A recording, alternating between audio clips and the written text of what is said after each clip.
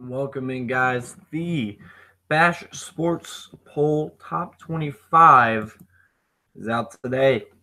And I was up last night after all the late games working on this and was working on it towards the end of the Arizona State-San Diego State game as I was watching that. And then, of course, I tuned into that game, which turned out to be an amazing game that both teams kind of got a little bit jobbed in different ways. So I think the outcome was correct, and it was just fine because on one hand, I think it was a catch. I certainly think that they shouldn't have overturned the call on the field with Darby late in the game. If you watched it, again, it was 3 a.m. about when it ended.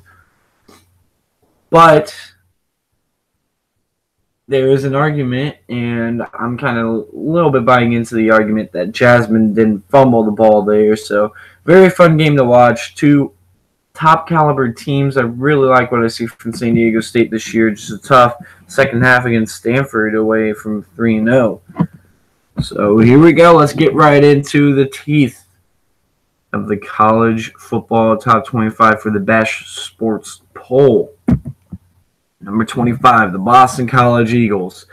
The Eagles look very good offensively, a nice balance. Anthony Brown is showed everyone what everyone needs to see in the pass game, which is 5 touchdowns, 0 interceptions, efficient day against a solid Wake Forest defense. They're nothing special, but a solid Wake Forest defense nonetheless. And A.J. Dillon had his moments for sure in that game. I really like the offensive balance. Defense needs a little bit of work in the middle of the field on the linebacker position. Secondary is pretty good.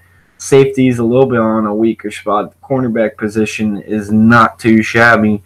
And that front four is just it's pretty dirty. It's not Clemson dirty, but it's dirty for Boston College. So the Eagles, number 25. Number 24, Miami gets back into my top 25. Again, nothing Miami has done in the last 2 weeks made me move them out or move them back in. It's just mainly teams ahead of them. When I jumped Arizona State in there, they lost. When I had Boise State up high up there, they got beat down pretty bad. So teams like that just kind of it just works out in the end for you.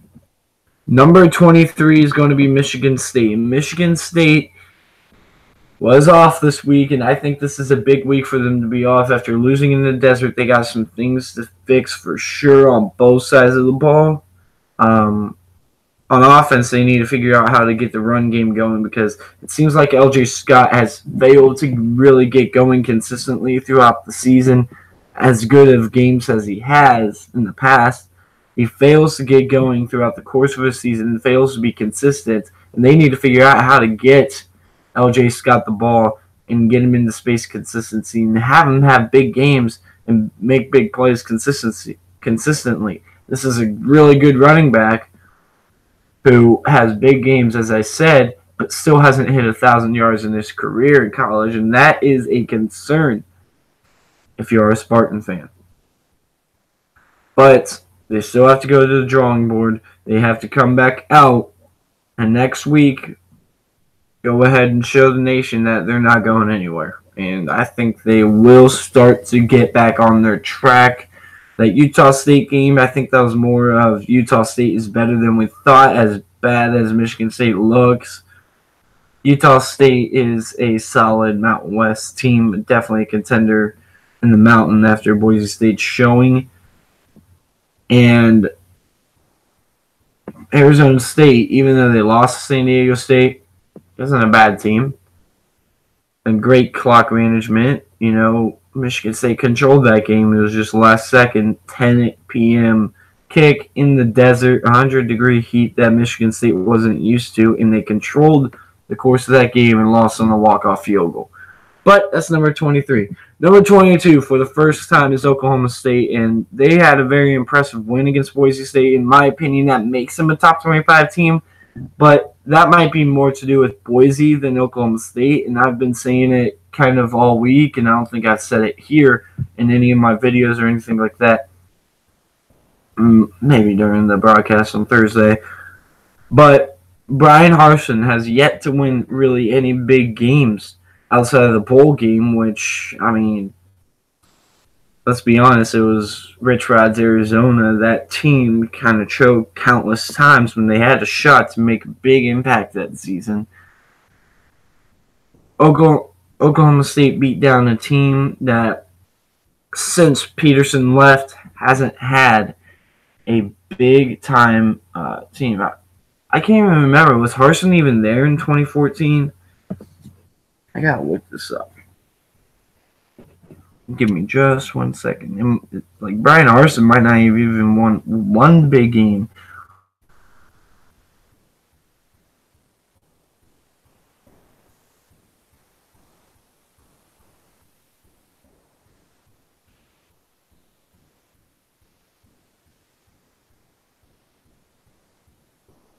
Okay, no, he was there in 2014 with all Peterson's players. He's been 12-2, 9-4, 10-3, 11-3, and now he's 2-1. He has yet to win a big game at Boise State. It's kind of hard to watch Boise State right now. Like, I'm used to Boise State as that team who they might have a letdown in conference play against one of the higher caliber teams in conference plays, such as, example, Nevada. When you had a letdown in a game you probably should have won, you lost to Nevada. That was a good team who had big wins. Can't remember what big wins, but you've beaten Oregon in the past. You've beaten Georgia in the past. You've beaten Oklahoma in the past. You've beaten big-time programs in the past. If you're Boise State, it's kind of hard to watch this, as you're not necessarily losing games you shouldn't lose, but you are losing games that you want to win and have been winning for the last decade, and so I should really say 7 years from 2007 to 2013 season. So Boise State struggling. Let's move on. Wisconsin at 21, a bad loss against BYU. The bad loss against BYU was mostly just Wisconsin kind of getting exposed on their weaknesses, their wide receiver core being a little less in depth. I thought Nene Davis would make more of an impact on this game back. He didn't make any impact whatsoever. The only guy really making much of an impact that I can see out there is Kendrick Pryor on the receiving core, but you got to get Jonathan Taylor some help, because BYU has shown against Khalil Tate in Arizona and against Cal that their front seven is not too shabby. So you have to have receivers step up to beat them. That's what Cal did versus what Arizona did. Receivers stepped up for Cal. Receivers were dropping balls for Arizona. Wisconsin couldn't have the routes breaking open for Alex Hornibrook to throw the ball. And that's why Wisconsin lost, even though really I think they kind of should have won. I saw that game, and especially I was flipping channels, and Wisconsin was one of those games because there were, three pretty big games on. It was LSU, Auburn, Wisconsin, BYU. I mean, Wisconsin, BYU was probably the third on my slate. That one was close throughout that game. So second half, here I am flipping through, and one of the games flipping through is Wisconsin and BYU. And that was as Vanderbilt and Notre Dame was ending around the end of the third quarter, fourth quarter type or time period. But Wisconsin's got some stuff to fix. They're certainly not knocked out of the playoff, but they have to win out. If you have an ugly early season loss, BYU is not a bad team. They are much better than they were a year ago. But if you have a loss like that at home to a team that's kind of supposed to be a little version of you, not necessarily matched up with you, they're supposed to be lower than you. They got to go to Kinnick Stadium still, play Iowa. They have Penn State. They got Michigan on their schedule. It's not done for Wisconsin. Wisconsin's got to step up, and they got to show the nation what they can do. Moving on, though. Number 20, Texas A&M. Texas A&M didn't do anything this week. They just slid up 5 spots purely based on what they did in week 2 compared to what the other teams that dropped have done. Like, I can't put Oklahoma or Boise State dropped out. I can't put Oklahoma State right now above Texas A&M, nor could I put Wisconsin or any of the teams below them. So Texas A&M kind of just the same thing as last week, just enhanced because they, these teams in front of them lost. So expect Texas A&M in the top 25 for the AP this week. Boise State out. If Boise State's not out, I'm going to be a little upset because that was a very disappointing showing. I was at least hoping if they would lose for a good game, and then I would consider keeping them around the 23 to 25 range, but I didn't. I'll just say it straight up. I didn't even consider them. There were like 10 teams I considered over Boise State. After that poor showing, you got to show me something more for me to consider you. But Texas A&M here anyway because other teams lost. And Texas A&M has the most impressive loss. Number 19, even though they don't have the most impressive loss, like I just said about Texas A&M by 2, Michigan still lost on the road versus Texas A&M losing at home. Michigan lost to a Notre Dame team who is struggling, but they look good, and they look like they have somewhat of an identity on offense. And just watching Michigan, I think you got to rank them ahead of teams like Texas A&M for that reason, because they are looking like they have an identity. That defense is not slouch either. 20 points to SMU is a little bit concerning, but they're still a good, really good defense out there in Ann Arbor. Number 18, the UCF Knights, and they move up for me. This isn't much of movement. This is a lot of movement for UCF because I'm pretty sure I had them 24 after a struggling outing against South Carolina State. But let me just tell you this. The line from Boise State to UCF was not that big last week, which I believe it was 17 to 24. That line in between, in all the teams in between, that really wasn't all that big. So I was very comfortable with moving UCF up 6 spots, even though they had an off week because of the hurricane. But, I really like to see this UCF team respond. They got Houston on their schedule, who even though they got beat down by Texas Tech, still look pretty decent, like a challenge. Memphis and Navy look like a challenge. Well, do they play Memphis and or Navy? I can't remember. I think they played Navy. Navy looks like a challenge for sure. Out of that East, USF might be a challenge, and I was actually more impressed with Illinois than disappointed with USF in that game because I was impressed with that Illinois defense. They stepped up. In a bad day for the Big Ten, I think kind of you got to talk about Illinois a little bit as a team. They might be, I thought it was a year too soon. I thought they would be better 4-8, kind of a Rutgers approach to it. Last year, Rutgers won 3 conference games after, losing a couple years in a row, losing almost every conference game, maybe 1 exception or 2 exceptions. But I thought Illinois was like that, but man, Illinois, that defense at least is bowl ready. It'll be interesting to see if the offense can match the caliber of that defense throughout the season. Lovie Smith's got a train rolling out there. He's doing a good job as the Illini might be 2-1, but they could very easily be 3-0. They led that game for a good time period, and they look good. Number 17, Oregon. Let's go ahead and segue from Illinois to Oregon. The weirdest segue ever. But Oregon just looking good. They actually really look sloppy in San Jose State, not going to lie. They didn't move up a whole lot for me, and that's mostly to do with teams ahead of them is why they moved up. They didn't really impress me against San Jose State, but their offense has looked good in other games, just not impressive yesterday.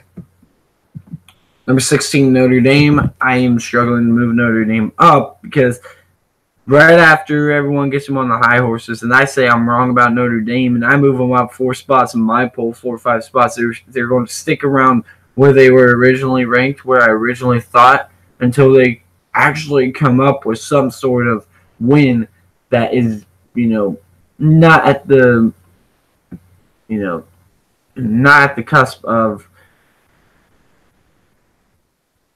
just a border. We don't know how good Vanderbilt is going to be. We don't think Ball State is going to be good, but come on. Vanderbilt, you should not win by only 5. Ball State should not be in the game at the end against Notre Dame. Notre Dame's had 3 home games in a row. They got to go to Wake Forest. Wake Forest did not look too shabby against Boston College. It'll be interesting to see that game and see if Wake Forest can, in a long week off, can make some plays happen against Notre Dame. Number 15, Iowa. Iowa is going to be, and this is just a spoiler, but I don't think it's much of one. You see Iowa here, and a lot of people are probably surprised. Iowa is probably the top. They are the top-ranked Big Ten West team, and I think they are the best Big Ten West team. And we'll certainly see when Wisconsin travels to Kinnick if Wisconsin can respond, and I wouldn't be surprised if they do. And now, especially after the loss, I was kind of projecting both teams to be undefeated going into that game. I did not expect BYU to beat Wisconsin. But now that they did, Wisconsin might just bring their A game. But who knows, Iowa may bring their A game too. Kinnick Stadium is a very weird place to play. And I think if the AP poll keeps disrespecting Iowa, after they did get a pretty good win against a solid Iowa State team. Iowa State put up some yards against Oklahoma. They only put up 3 points against Iowa. So I'm not necessarily, and granted, I was at home, and I'm not necessarily saying that Iowa is better than Oklahoma. That's not how it works. That's not how any of this works. I think offense is explosive. But it'll be very interesting to see that matchup because these defensive ends for Iowa are elite, and then the rest of the 5 in the front 7 are so poised, solid, and they know how to play some tough-nosed football up there in Iowa. And lastly, that secondary you thought would drop off a little bit. I really like Armani Hooker as a safety out there for Iowa, safety, cornerback. He kind of gets thrown around. The defensive back for Iowa, I really like that guy. I think he's going to be slept on a lot. I think he's going to come up big against the Wisconsin Badgers. And other games to come that Iowa needs to win, I think that will be big because you'll get pressure off the edges. And Armani Hooker is going to take advantage of that because there will be forced throws from quarterbacks like Hornibrook, like quarterbacks like David Blau, like quarterbacks like Clayton Thorson in that West division that are in key Western divisional games, which it doesn't get bigger than Kinnick Stadium against Wisconsin for the Big Ten West. And that's where it comes up, and I think also Nathan Stanley is going to make some big throws down the stretch. It's going to take him some time to get going. He hasn't quite got going this season. Been a little bit disappointing, but I think he will get going. I'm still holding out on that here with a quarter of their games in the regular season done with. Iowa at 15. Number 14, TCU. I did not drop them too much, and I had them at 12. And, I didn't drop them too much because they did show a little bit of fight. Definitely a bunch of fight against Ohio State. The ball didn't bounce their way a couple times. They were, right there. They could have taken the lead. And it was a backwards pass for Jalen Rieger. But it was a forward pass. It was clear as day. 4 to 5 yards of forward pass. So it was clear. Just, TCU made some mistakes in that game that kind of set them up very poorly. 3 turnovers to Ohio State 0, and that's a recipe for you just not being able to beat Ohio State. If you lose a turnover battle against Ohio State, odds are you're not winning that ball game unless it's like a 5-4 turnover, just a turnover machine. You're not winning that ball game if you cannot force Ohio State to turn the ball over and you turn the ball over even once. You're probably not winning that ball game. If you turn that ball over 3 times, it's a done deal. And 2 of those turnovers turned into touchdowns on that play. The 3rd turnover was just kind of the seal of the game, but the 2 turnovers, fumble recovery in the end zone off of a Nick Bosa strip sack, and a shovel pass that was picked off by Draymond Jones, taken all the way to the end zone. And that kind of gave me a little bit of shades of that Steve Miller pick six against Alabama defensive lineman dream. But yeah, TCU looks like a contender though in the Big 12. They play very good defensively. Only allowed really 26 points from that offense. I should say 27-ish. I don't know. But they allowed 3 touchdowns for that offense, and they went the whole entire first half without allowing a touchdown. It just took some time for Ohio State to get going offensively. They were moving the ball, couldn't stick the ball in the end zone. TCU, credit to them for holding out. So moving on. Number 13, Virginia Tech, and I can't really slide them over at this point because you got teams ahead of them that I do feel like are better than Virginia Tech at the time. So we got to go ahead and keep Virginia Tech here. Of course, they didn't play. They had East Carolina, and they didn't play out there in Blacksburg because East Carolina did not want to take that trip up the coast. Not really up the coast, but, across the Carolina, North Carolina, and up to Blacksburg. But nothing really to say about Virginia Tech that I haven't said before. Very solid team whose impressive win is looking a lot worse considering that Syracuse throttled Florida State. But Virginia Tech played them on the road and won by 3 touchdowns. I mean, that's still impressive. A talented team like Florida State, you just whoop. It's a good job for the Hokies. Number 12 is Auburn, and I didn't drop them that much because, it's a walk-off field goal against a very good football team in LSU. But Auburn's got some answers that they need to give everyone offensively because they've gone against 2 really good defenses, and Washington's not elite like LSU is. They've gone against 2 really good defenses and have struggled heavily on offense. So Auburn's definitely got to step up, and they absolutely need to figure out what's the problem offensively. And I can tell you right now what the problem offensively, they can't run the ball like they've used to. I got told, and I've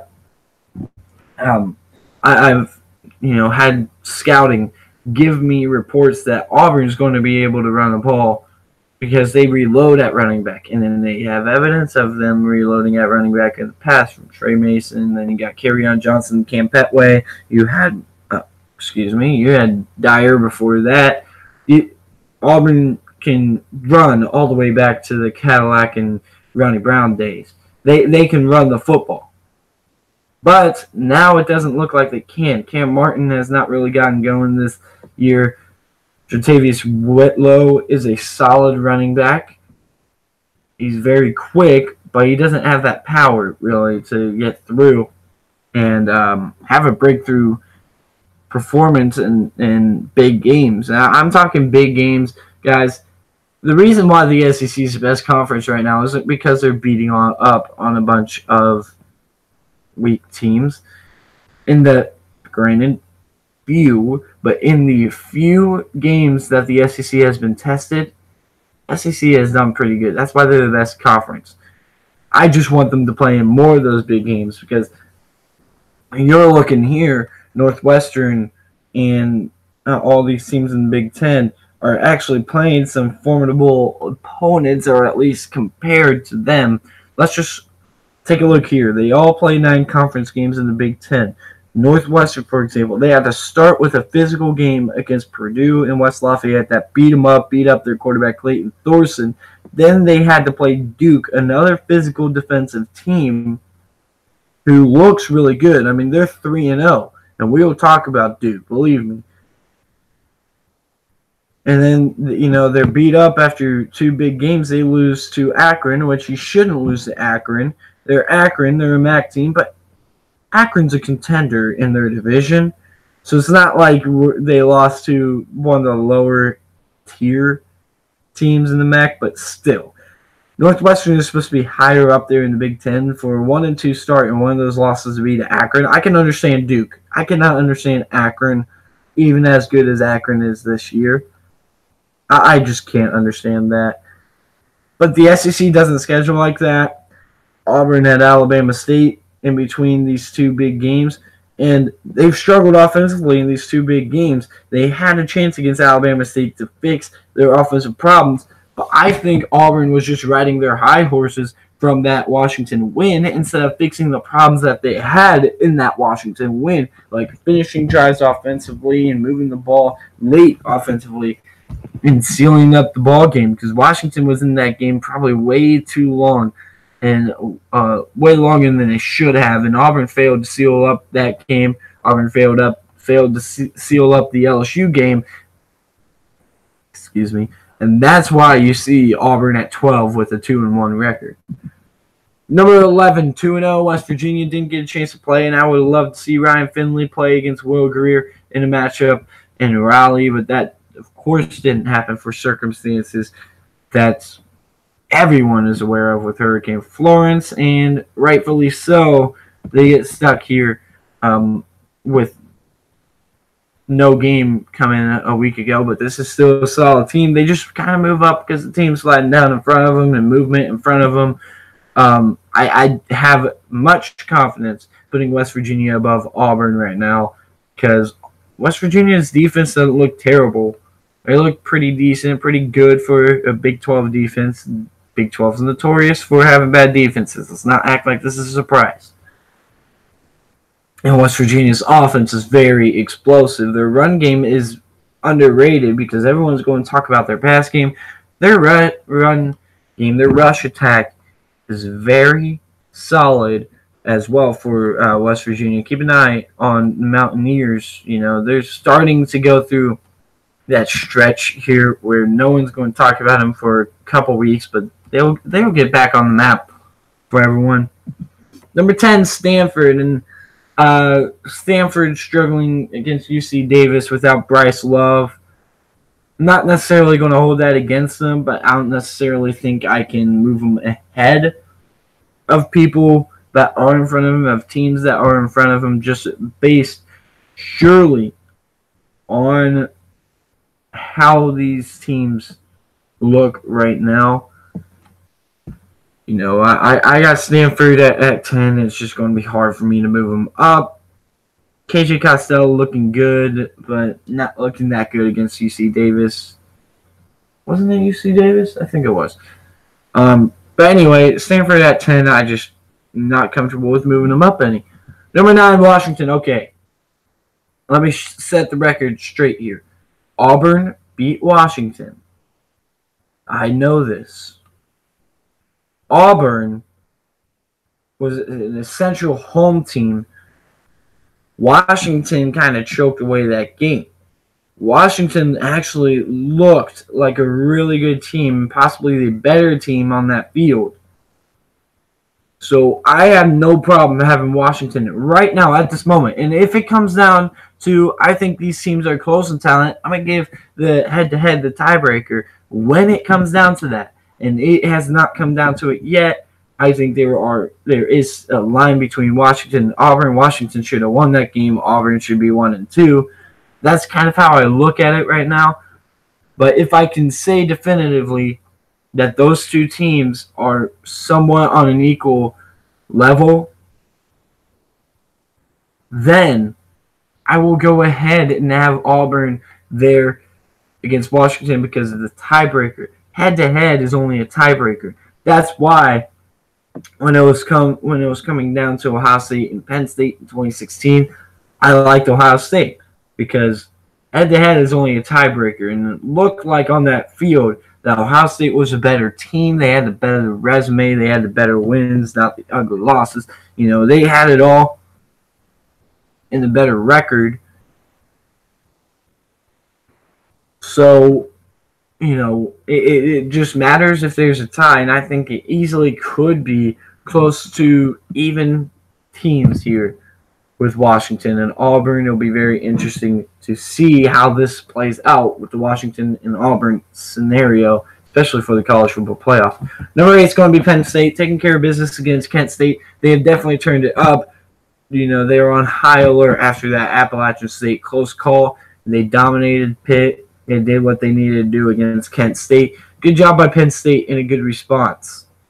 Number 7, Mississippi State. I don't know why everyone's underrating Mississippi State. This defense is top tier. They are elite. And that offense is, Nick Fitzgerald hitting a couple big, deep balls away from being very good as well. Kylan Hill looks very good. I'm not quite sure where Arias Williams has been, but did he get hurt? I'm kind of like, I haven't really seen any reports on Arias Williams. He's just kind of disappeared in my perspective. Mississippi State at 7, though, they look good. Have a pretty decent win against the Kansas State team. But I'm not going to overreact to that because we don't know how good Kansas State is. I mean, they struggled with South Dakota. It took them till very late to pull that one off. Number 7, Mississippi State, though, looking good as of late. Number 6, LSU. LSU getting 2 of the biggest wins of the college football season against 2 top 25 teams. I think they are the only team in my poll who has beaten 2 top 25 programs. A 3-0 team. They make it into the top 6. There is a pretty decent gap between number 5 and number 6 right now. Number 6 being LSU. But that really is only because of the offensive woes for LSU. Not necessarily like they're not turning the ball over or anything, but not being able to move the ball in their 2 wins that well. I mean, it took a couple big plays against Miami, but they really didn't move the ball consistently against Miami. And then against Auburn, took them until late to really start moving the ball down the field and make the big plays that they needed to make. And that's just why LSU won that ball game. But right now, I like the Tigers at 6, no higher, no lower. Number 5, Clemson. Clemson has yet to impress me at all this year on the offensive side of the ball. Clemson went against a good, not great Texas A&M defense, and they struggled to pull that game away, partly to do with play calling, partly to do with execution. Play calling wasn't impossible to seal the game up, and they failed to do that. They had several chances to really seal that ball game up. Clemson did, and they failed to do that offensively against Furman. I believe they played Furman week 1, and week 3 they played Georgia Southern. Offensively, they've struggled, and I'm not liking Clemson right now. Their chances at winning all their games for sure are definitely in danger, and all the teams ahead of them just look a lot better than Clemson do right now.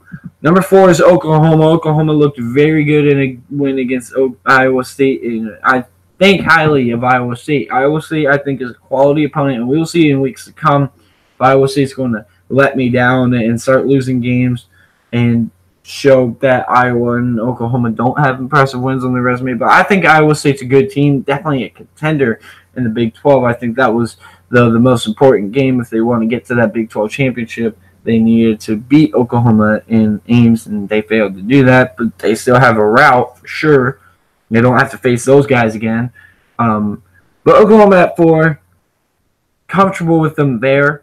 That defense has to answer a little bit, especially that secondary. They didn't play terrible. They played decent, but you can't allow those big plays by Hakeem Butler, and you got to be able to tackle. And they've struggled to do that when they needed to get off the field and make big plays to really kind of seal this ball game up. Iowa State just wouldn't go away, and they wouldn't go away because Oklahoma was failing to get them off the field. So number 4, Oklahoma. And I'm being hypercritical. I still think Oklahoma is very good, explosive offense, and that defense is not bad. Don't get me wrong. But, that can be explained why they are at number 4 instead of higher up. Number 3, Ohio State. Finally getting that impressive win. That offense looks very good. That defense is spotty.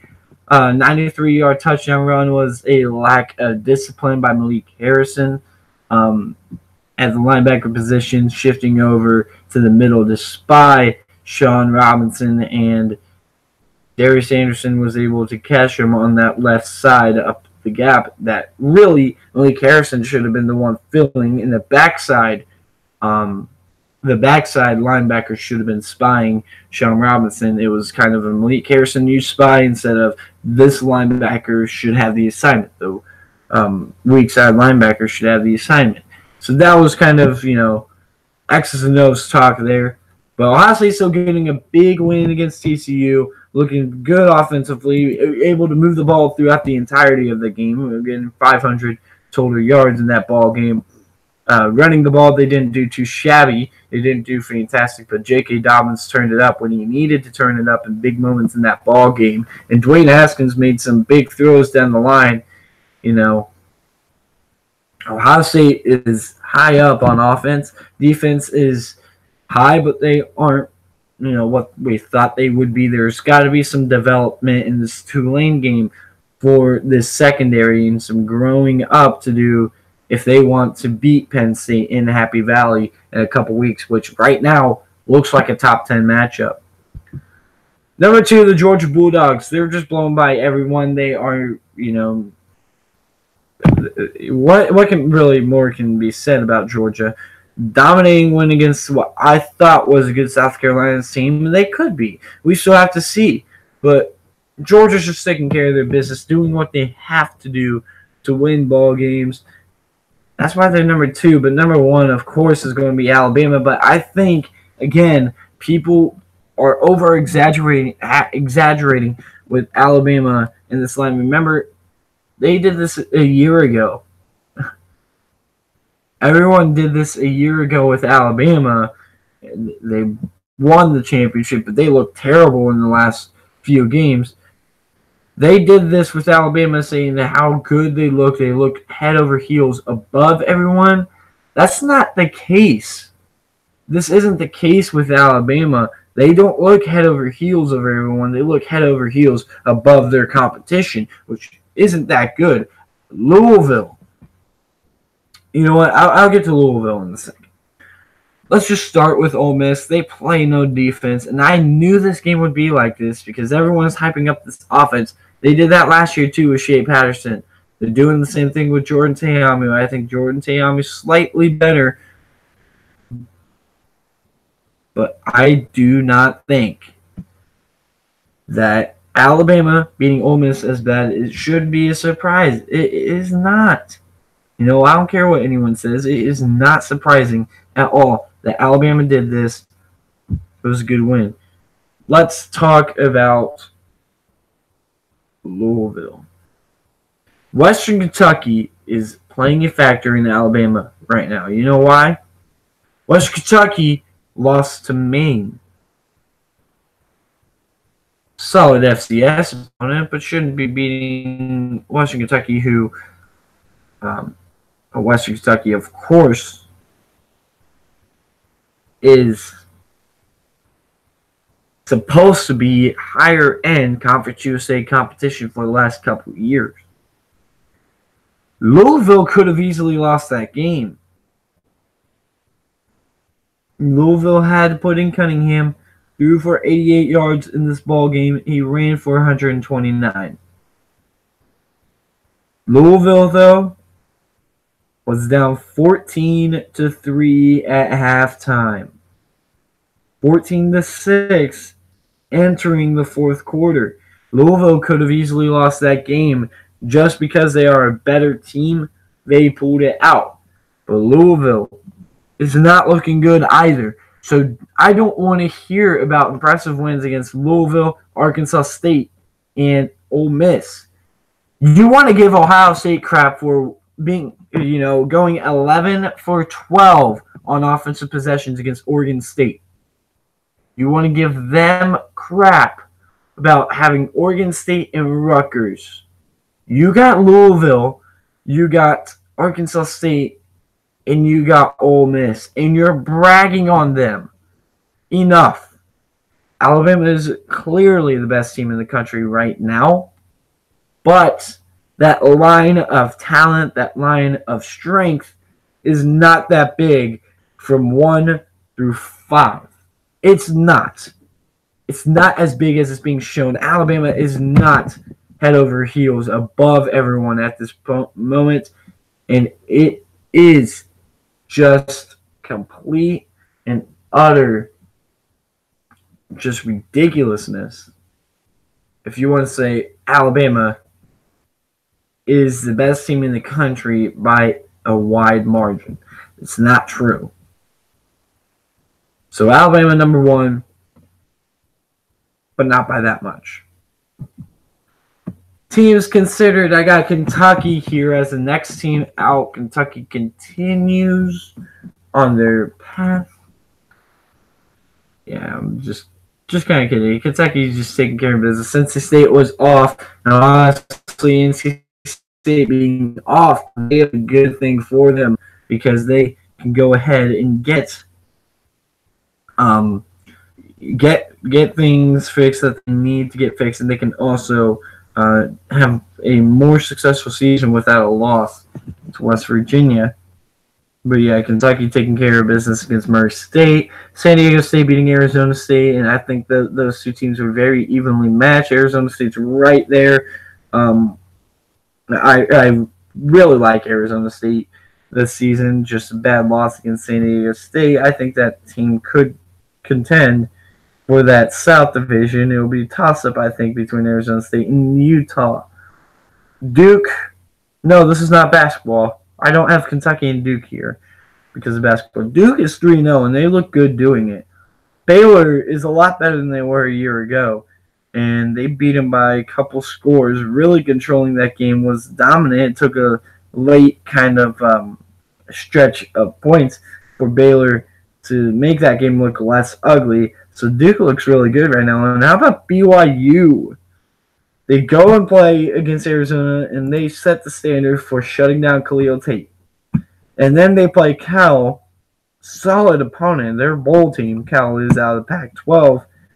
And they lose by less than a touchdown in a good game.